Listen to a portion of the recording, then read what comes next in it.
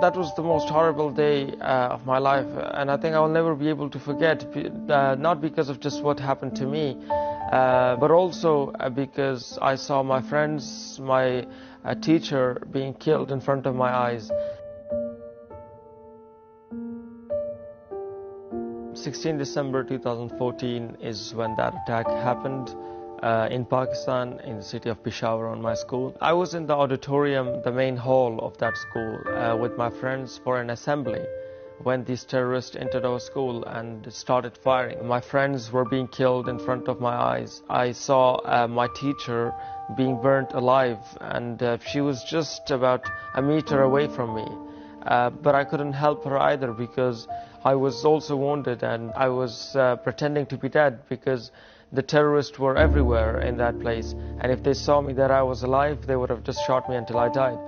No one ever expected a school to be attacked when children were inside the school, and no one ever expected children to be killed in such a way. And at this moment, I didn't know about my brother Haris being killed. And after about 2 weeks, I realized from my friends that Haris was killed in that attack. It was just too much to bear for 14 years old. Who can imagine getting all these things when they are 14 years old? I had a very hard time in the hospital after that. I was feeling this anger that this shouldn't have happened, and if this did, now we need to make sure that it doesn't happen ever again. But I was just thinking also about how I could use that anger, how I could do something to stop these people, to stop these terrorists from doing this again and again to other families.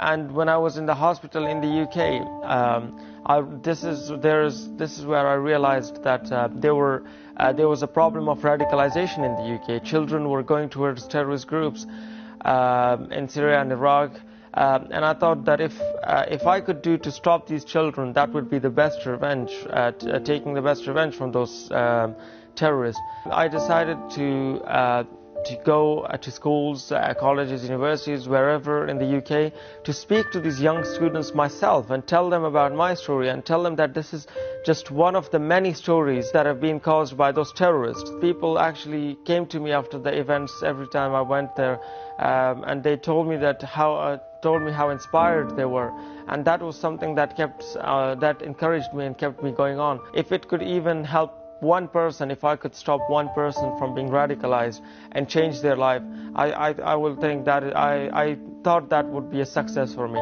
It was quite hard initially to speak about my story when I started this campaign, because what had happened on that day was just something that I couldn't describe with words, and I couldn't say.